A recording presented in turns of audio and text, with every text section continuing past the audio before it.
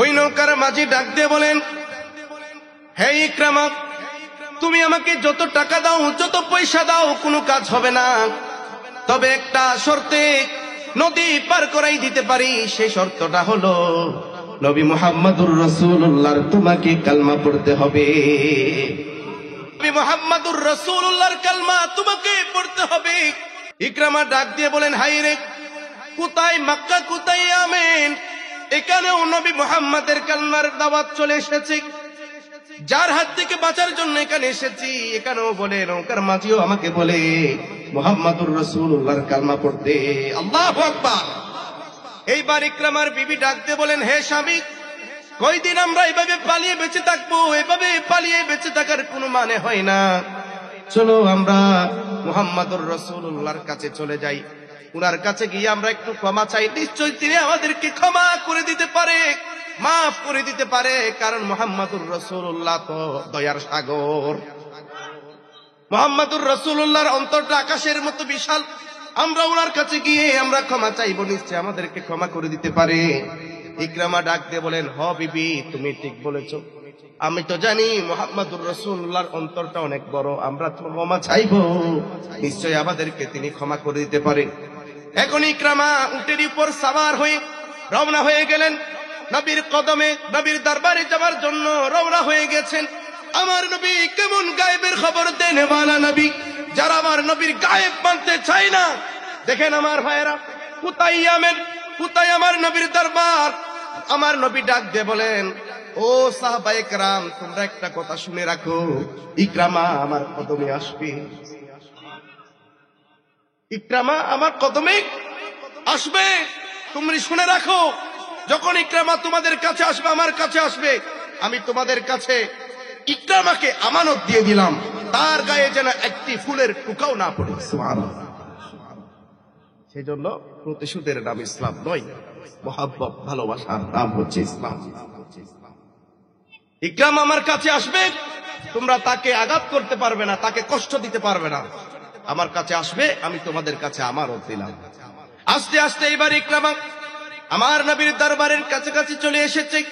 আমার নবী দূর থেকে তাকিয়ে রইলেন, দেখতে পেলেন ওই দূর থেকে উটের উপর সাওয়ার হয়ে ইকরামা আমার দিকে আসতে লাগলেন। আমার নবী দু হাত বাড়িয়ে দিলেন, সুবহানাল্লাহ পড়েন। এইভাবে মুচকে এসে দু হাত বাড়িয়ে দিলেন, সাথে সাথে বলে দিলেন, আহলান ওয়া সাহলান, খুশ আমদেদ, হে ইকরামা, তোরে আমি ইসলামের মধ্যে সুস্বাগতম জানাইলাম, তোরে আমি ইসলামের মধ্যে সুস্বাগতম জানাইলাম। ইকরামার চোখের পানি ধরে রাখতে পারলাম না। হায়রে, আইরে, যে আব্দুল্লাহর বেটা মুহাম্মদুর রাসূলুল্লাহর কত মুসলমানকে শহীদ করেছি, কত সাহাবীকে শহীদ করে দিয়েছি, আজকে সেই মুহাম্মদুর রাসূলুল্লাহ আমাকে হাতের নাগালে পাওয়ার পরেও আমাকে কোনো প্রশ্ন করে নাই, আমাকে মুচকি হেসে বরণ করে নিয়েছেন, আমাকে স্বাগত জানিয়েছেন। নিশ্চয়ই ইনি কোনো সাধারণ জাত নয়, সাধারণ মানুষ নয়, সাধারণ কোন সন্তান নয়, নিশ্চয়ই ইনি তো আল্লাহর পয়গম্বর, ইনি তো আল্লাহর রাসূল। আমি আর কেন দেরি করব? এই নবীর কালমা না পড়ে ওই উটের উপর থেকে ইকরামা আমার নবীর দিকে ইশারা করে এভাবে আঙ্গুল দেখিয়ে পড়ে নিলেন, আশহাদু আল্লা ইলাহা ইল্লাল্লাহু ওয়া আশহাদু আন্না মুহাম্মাদান আবদুহু ওয়া রাসূলুহু। চিৎকার মেরে বলেন আল্লাহু আকবার। এ মোহাম্মদ কমলি वाला আয় রে আমার বুকে আয়, আল্লাহ আল্লাহ। এ মোহাম্মদ কমলি वाला আয় রে আমার বুকে আয়, আল্লাহ, জোরে জোরে আল্লাহ আল্লাহ। এ মোহাম্মদ কমলি वाला আয় রে আমার বুকে আয়, মাশাআল্লাহ। কাদের তুর এ গোলামে ডাকে রে, তু এ গোলামে অন্তরে তে শান্তি দাও। এ মোহাম্মদ কমলি वाला আয় রে আমার বুকে আয়, মাশাআল্লাহ। এ মোহাম্মদ কমলি वाला आए रे আমার বুকে আয় মারহাবা আল্লাহ আল্লাহ ডাকে রে তোর এই গোলামে ডাকে রে তোর এই পাগলে অন্তরেতে শান্তি দাও এ মোহাম্মদ কমলি वाला আয় রে আমার বুকে আয় আল্লাহ আল্লাহ আমি তোমার দয়ার ভিখারি ইয়া রাসূলুল্লাহ আমি তোমার প্রেমের ভিখারি ঠিক কি না চলবে ইনশাআল্লাহ হাত তুলে কোন চলবে ইনশাআল্লাহ আমি তোমার প্রেমের ভিখারি ইয়া রাসূলুল্লাহ আমি তোমার প্রেমের ভিখারি বলেন আমি তোমার প্রেমের ভিখারি ইয়া রাসূলুল্লাহ বলেন আমি তোমার প্রেমের ভিখারি তোমার প্রেমের গো রাসূল নাই যে তুলনা নাই যে তুলনা গো রাসূল নাই যে তুলনা ঠিক না তোমার প্রেমের গো রাসূল নাই যে তুলনা নাই যে তুলনা গো রাসূল নাই যে তুলনা তোমার প্রেমে জিন্দা হইল তোমার প্রেমে জিন্দা হইল উস্তুনে হান্নানা ইয়া রাসূলুল্লাহ ঠিক না তোমার প্রেমে জিন্দা হইল উস্তুনে হান্নানা ইয়া রাসূলুল্লাহ আমি তোমার প্রেমের ভিখারি আমি তোমার দয়ার ভিখারি ইয়া রাসূলুল্লাহ বলেন আমি তোমার দয়ার ভিখারি আল্লাহুম্মা সাল্লি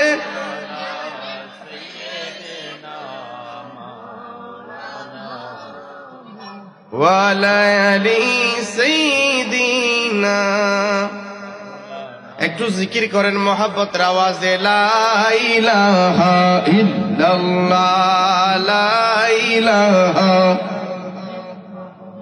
লা ইলাহা আর একটু মোহাব্বতে লা ইলাহা মারহাবা লা ইলাহা এ মোহাম্মদ কমলি वाला आए रे আমার বুকে আয় আল্লাহ আল্লাহ এ মোহাম্মদ কমলি वाला आए रे আমার বুকে আয় আল্লাহ জোরে জোরে আল্লাহ আল্লাহ এ মোহাম্মদ কমলি वाला आए रे আমার বুকে আয় মাশাআল্লাহ কাদের তোর এই গোলামে ডাকে রে তোর এই গোলামে অন্তরেতে শান্তি দাও এ মোহাম্মদ কমলি वाला आए रे আমার বুকে আয় মাশাআল্লাহ এ মোহাম্মদ কমলি वाला आए रे আমার বুকে আয় মারহাবা আল্লাহ আল্লাহ ডাকে রে তোর এই গোলামে ডাকে রে তোর এই পাগলে অন্তরেতে শান্তি দাও এ মোহাম্মদ কমলি वाला आए रे আমার বুকে আয় আল্লাহ আল্লাহ अल्लाह ए मोहम्मद कमली वाला आए रे আমার বুকে আয় মাশাআল্লাহ আল্লাহ উপস্থিত অলিকুল শিরোমণি বড় পীর আব্দুল কাদের জিলানী রাদিয়াল্লাহু তাআলা আনহু মুহিউস-সুন্নাহ ইমাম আহলে সুন্নাত মুফতি আজম মুনাজির আজম মাশুক ইলাহি মুজাদ্দিদ দ্বীন ও মিল্লাত হযরতুল আল্লামা শের গাজী আকবর আলী রিজভী সুন্নি আল কাদরীর স্মরণে বিশেষ করে পাগল হানিফ শাহ রহমাতুল্লাহি আলাইহির উপাদ দিবস উপলক্ষে পাগল হানিফ শাহ রহমাতুল্লাহি আলাইহির 21তম বার্ষিক উরুস মুবারকে উপস্থিত অসংখ্য উলামায়ে কেরাম, বিশেষ করে আবার পূর্বে তাকবীর পেশ করেছেন শ্রদ্ধাভাজন, আজকের এই মাহফিলের সম্মানিত প্রধান অতিথি হযরত মাওলানা হাফেজ পীর মুফতি বেলায়েত হোসেন জালালী, বারাকাল্লাহু ফি হায়াতি। সকলে জবান খুলে পড়েন আমিন। অসংখ্য উলামায়ে কেরাম তাকরীর পেশ করেছেন। সময় অত্যন্ত সংক্ষেপ। আমার প্রাণপ্রিয় মুরব্বী বাবারা, যুবক ভাইরা, আমার অসংখ্য অগণিত মা ও বোনেরা, মাইকের আওয়াজ যে যেখান থেকে শুনতে পাচ্ছেন, আশিক রাসূল, নবী প্রেমিক, ওলি প্রেমিক, ইমানদার ভাই ও বোনেরা, সবাইকে জানাচ্ছি আন্তরিক প্রীতি এবং শুভেচ্ছা। এবং আমার আবারও সালামি আরজ করছি, সকলে উচ্চ আওয়াজে সালামের জবাব দিবেন ইনশাআল্লাহ। আসসালামু আলাইকুম ওয়া রাহমাতুল্লাহি ওয়া বারাকাতুহু ওয়া মাগফিরাহ। মহান রব্বুল আলামিন হাকামুল হাকিমিনের দরবারে লাখ কোটি শুকর আদায় করছি যে আল্লাহ পাক রব্বুল আলামিন আমাকে, আমি গুনাহগার, আমি নালায়েক নাচিস, কে আজকের উরসে পাকের মুতাজ্জিম শান এই মাহফিলে কবুল করেছেন, আপনাদেরকে আসার তৌফিক দান করেছেন, আমাদের সবাইকে কোরআন সুন্নাহর কথা শোনার তৌফিক দান করেছেন। আল্লাহর দরবারে শুকর আদায় করার জন্য সকলে জবান করি, মহাব্বতের আওয়াজে একবার পড়ি আলহামদুলিল্লাহ। ওই নবীর রওজায়ে আকদাসে, রওজা মুবারকে লক্ষ কোটি দুরূদ সালাম, যিনি হায়াতুন নবী, জিন্দা নবী, নূরুন আলা নূরুন নবী, গায়েবের খবর দেনে ওয়ালা নবী, ইমামুল আম্বিয়া, শফিউল মুজনবিন, লা মাকানের দুলহা, মেরাজের দুলহা, যার সফর ছিল লাবাকাত পর্যন্ত। অন্যান্য নবীরা আল্লাহকে দেখতে চেয়েছেন। মুসা কালিমুল্লাহ আল্লাহকে বলেছেন, রব্বি আরনি, হে প্রভু আপনাকে আমি দেখতে চাই। তুর পাহাড়ে এসে আপনার সাথে তো কথা বলি, আপনাকে আমি দেখবো না, এটা হয় নাকি? আল্লাহ আপনাকে দেখতে চাই। আল্লাহ বলছেন, লান তারানি মুসা, তুমি আমাকে দেখবা না। অনেক আকুতি বিনতি করার পর, অনুরোধ করার পর আল্লাহ ৭০,০০০ নূরের পর্দা থেকে একটি পর্দা সরিয়েছে, নূরের ঝলক দিয়েছেন সামান্য মাত্র। তুর পাহাড় জ্বলে পুড়ে ছাই হয়ে গেছে, মুসা বেহুশ হয়ে জমিনে পড়ে গিয়েছেন। আল্লাহু আকবার। আর আমার নবী দুঃখ ভরা মন নিয়ে উম্মে হানির ঘরে শুয়ে পড়েছেন। বলেন তো, আমার নবীর মনের কষ্ট সহ্য করতে পারে না একজন, তিনি কে? আল্লাহ রাব্বুল আলামিন জিবরিল আমিনকে পাঠিয়ে দিলেন, যাও জিবরিল, আমার নবীর মনে বড় কষ্ট, দুঃখ, বেদনা, যন্ত্রণা আমি দূর করে দিব, দাওয়াত দিয়ে মেরাজে নিয়ে আসবে। সুবহানাল্লাহ কোন, আরেকটু জোরে কোন সুবহানাল্লাহ। ওই নবীর উম্মত করে আল্লাহ আমাদেরকে পৃথিবীতে পাঠিয়েছেন, খুশি না বেজার? যেই নবী আপনাকে আমাকে গুনাহগারদেরকে যতক্ষণ না জান্নাতে নিতে পারবে না, ততক্ষণ পর্যন্ত জান্নাতে প্রবেশ করবে না। সুবহানাল্লাহ। আমার নবী, আপনার নবী বলছেন, আল্লাহ ততক্ষণ পর্যন্ত জাহান্নামকে হারাম করে দিবেন অন্যান্য নবী রাসূল পয়গম্বরদের জন্য, যতক্ষণ না আমি নবী মুস্তাফা জান্নাতে প্রবেশ করব না। শুধু তাই নয়, অন্যান্য নবীর উম্মতদের জন্য আল্লাহ জান্নাতকে হারাম করে দিবেন যতক্ষণ না আমি নবীর গুনাহগার উম্মতরা জান্নাতে প্রবেশ করবে না। ওই নবীর উম্মত হতে পেরে খুশি না বেজার? হাত তুলে বলেন, খুশি না বেজার? ওই নবীর রওজায়ে আকদাস, রওজা মুবারক, লক্ষ কোটি দুরূদের সালামি, নজরানা, হাদিয়া, তোফা কবুল আর মঞ্জুর করুন। সকলে কোন আমিন। ওয়া মা আরসালনাকা ইল্লা রাহমাতাল লিল আলামিন। রব্বুল আলামিন ডাক দিয়ে বলেন, হে হাবিব, আপনাকে শুধু মুসলমানদের জন্য নয়, শুধু মানব জাতির জন্য নয়, আপনাকে শুধুমাত্র যে জাতির জন্য নয়, ফেরেশতাকুলের জন্য নয়, পুরো জাহানের জন্য রহমত হিসেবে পাঠিয়েছেন কে? আল্লাহ রাব্বুল আলামিন ডাক দিয়ে বলেন, ওয়া মা আরসালনাকা ইল্লা রাহমাতাল লিল আলামিন। হে হাবিব, আপনাকে শুধুমাত্র মুসলমানদের জন্য নয়, শুধুমাত্র হিন্দুদের জন্য নয়, হিন্দু, বৌদ্ধ, খ্রিস্টান, ইহুদি, নাসারা পুরো জাতি গোষ্ঠীর জন্য আপনাকে আমি রহমত হিসেবে প্রেরণ করেছি। সেই জন্য দেখা যায় আমার নবী যখন ইসলামের প্রচার করার জন্য তায়েফের ময়দানে গিয়েছে, ইট পাথর নিক্ষেপ করেছে, আমার নবীর দেহ মুবারক থেকে রক্ত ঝরেছে, আমার নবী বদদুয়া দেয় নাই।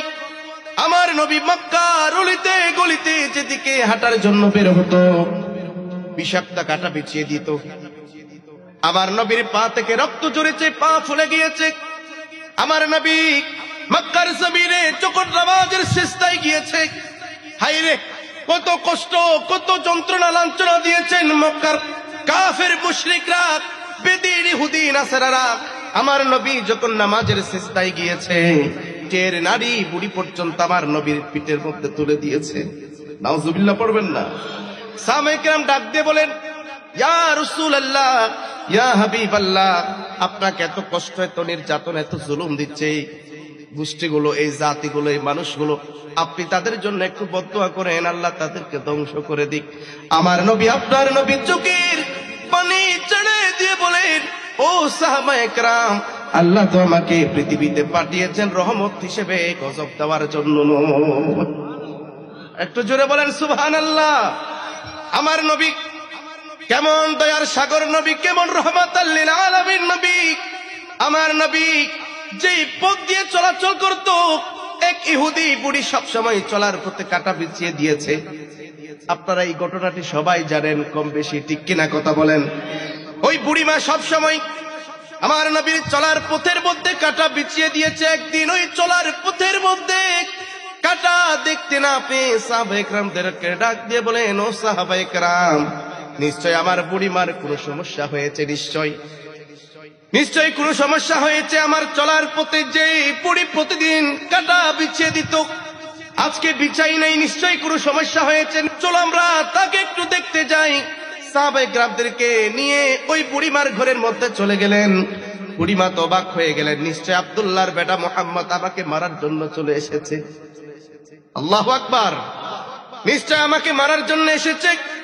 যে আব্দুল্লাহর বেটা মুহাম্মদের চলার পথে সবসময় কাঁটা বিছিয়ে দিয়েছে, কষ্ট দিয়েছে, যন্ত্রণা দিয়েছি, রক্ত জড়িয়েছি, আজকে মনে হয় প্রতিশোধ নেওয়ার জন্য এসেছে।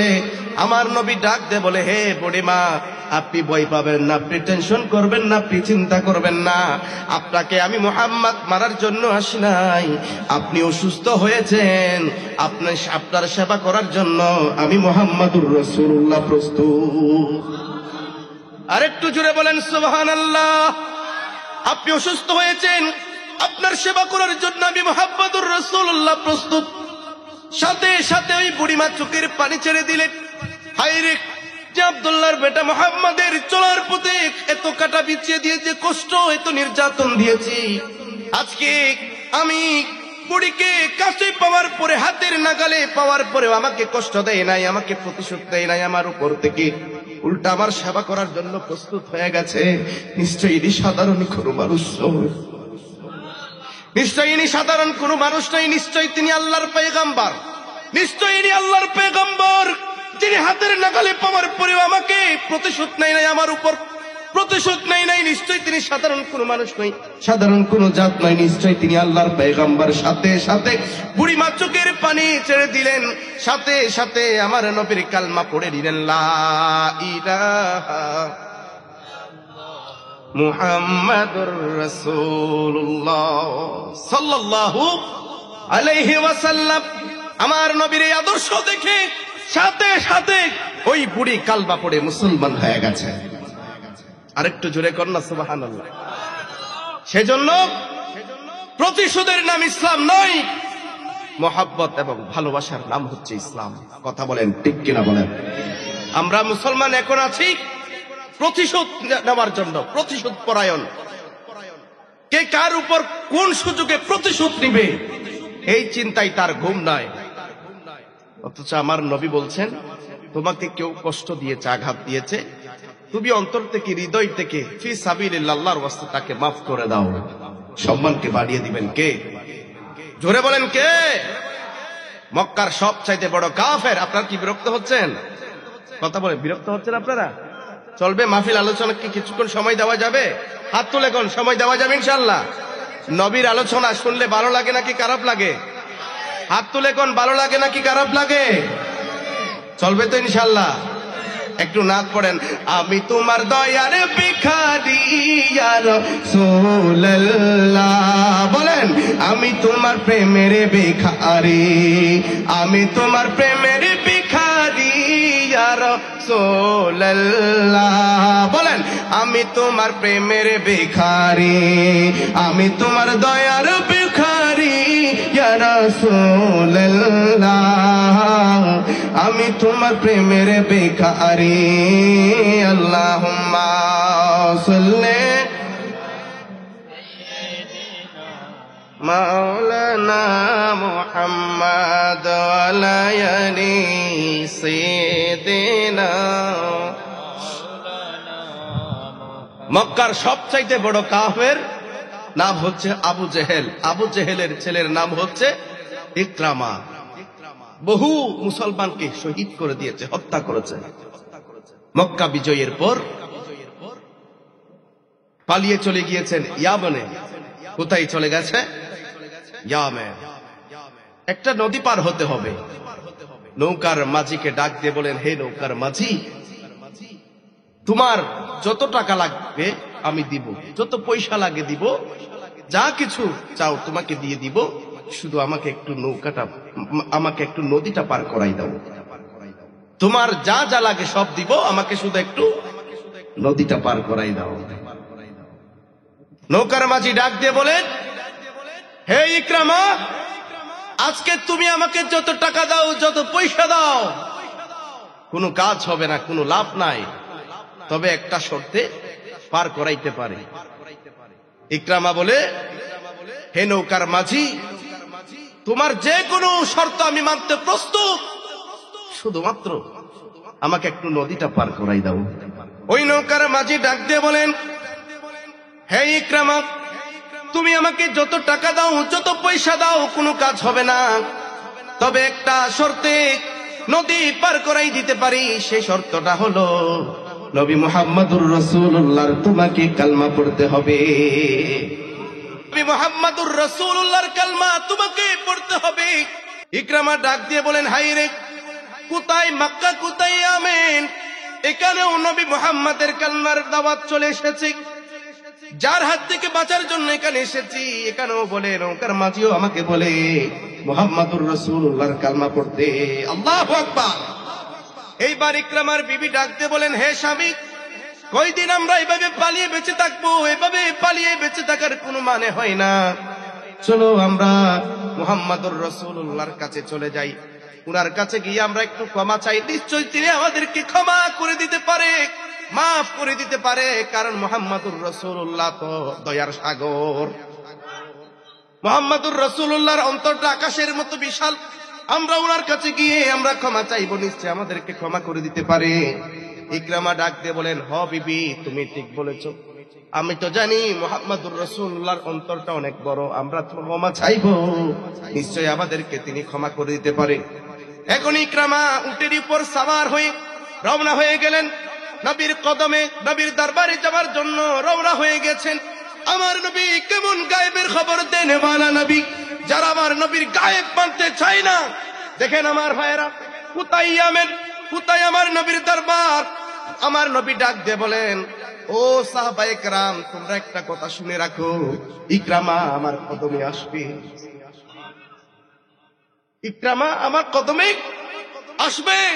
তোমরা শুনে রাখো, যখন ইকরামা তোমাদের কাছে আসবে, আমার কাছে আসবে, আমি তোমাদের কাছে ইকরামাকে আমানত দিয়ে দিলাম, তার গায়ে যেন একটি ফুলের টুকাও না পড়ে। সুবহানাল্লাহ। সেই জন্য প্রতিশোধের নাম ইসলাম নয়, মহব্বত, ভালোবাসার নাম হচ্ছে ইসলাম। ইকরামা আমার কাছে আসবে, তোমরা তাকে আঘাত করতে পারবে না, তাকে কষ্ট দিতে পারবে না। আমার কাছে আসবে, আমি তোমাদের কাছে আমানত দিলাম। আস্তে আস্তে এবার ইকরামা আমার নবীর দরবারের কাছাকাছি চলে এসেছে। আমার নবী দূর থেকে তাকিয়ে রইলেন, দেখতে পেলেন ওই দূর থেকে উটের উপর সাওয়ার হয়ে ইকরামা আমার দিকে আসতে লাগলেন। আমার নবী দু হাত বাড়িয়ে দিলেন, সুবহানাল্লাহ পড়েন। এইভাবে মুচকে এসে দু হাত বাড়িয়ে দিলেন, সাথে সাথে বলে দিলেন, আহলান ওয়া সাহলান, খুশ আমদেদ, এই ইকরামা, তোরে আমি ইসলামের মধ্যে সুস্বাগতম জানাইলাম, তোরে আমি ইসলামের মধ্যে সুস্বাগতম জানাইলাম। ইকরামার চোখের পানি ধরে রাখতে পারলাম না। হায়রে আইরে, যে আব্দুল্লাহর বেটা মুহাম্মাদুর রাসূলুল্লাহর কত মুসলমানকে শহীদ করেছি, কত সাহাবীকে শহীদ করে দিয়েছি, আজকে সেই মুহাম্মাদুর রাসূলুল্লাহ আমাকে হাতের নাগালে পাওয়ার পরেও আমাকে কোনো প্রশ্ন করে নাই, আমাকে মুচকি হেসে বরণ করে নিয়েছেন, আমাকে স্বাগত জানিয়েছেন। নিশ্চয়ই ইনি কোনো সাধারণ জাত নয়, সাধারণ মানুষ নয়, সাধারণ কোনো সন্তান নয়, নিশ্চয়ই ইনি তো আল্লাহর পয়গম্বর, ইনি তো আল্লাহর রসুল। আমি আর কেন দেরি করব? এই নবীর কালমা না পড়ে ওই উটের উপর থেকে ইকরামা আমার নবীর দিকে ইশারা করে এভাবে আঙ্গুল দেখিয়ে পড়ে নিলেন, আশহাদু আল্লা ইলাহা ইল্লাল্লাহু ওয়া আশহাদু আন্না মুহাম্মাদান আবদুহু ওয়া রাসূলুহু। চিৎকার মেরে বলেন আল্লাহু আকবার। আরেকটু জোরে বলেন আল্লাহু আকবার। এখান থেকে আজকে একটা মেসেজ নেন, সময় কম, একটা মেসেজ নেন, এই মাহফিল সার্থক হয়ে যাবে। এই আদর্শ, এই মেসেজটা যদি জীবনে কাজে লাগাইতে পারেন, জীবনে বাস্তবায়ন করতে পারেন, এই মাহফিল আমি মনে করি সার্থক হয়ে যাবে। কখনো মানুষকে হিংসা করবেন না, হিংসার বশত কারো উপর কখনো প্রতিশোধ নেবেন না।